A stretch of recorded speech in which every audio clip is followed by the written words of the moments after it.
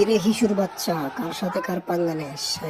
সে আমি নিশুকে আর কি বলবো, ওর ভক্তরা যে এত কেলান খেলাইছে ওর, এর সব বরবাদের দর্শক। আপনারা যা দেখছেন সব বরবাদের দর্শক, দর্শক একটাও দেখেন না, একটাও দেখেন না। আপনারা দেখছেন বরবাদের কি পরিমাণ দর্শক ভিড় ঠেলে ঠেলে যাচ্ছে। তো এবার আমি আপনাদেরকে ঝুনুক অভিনেতা মাগি, হ্যাঁ মাগি মাগি মাগি দেখতে, মাগি দেখতে একটা কুকুরও নেই। দেখেন কি পরিমাণ ফাঁকা।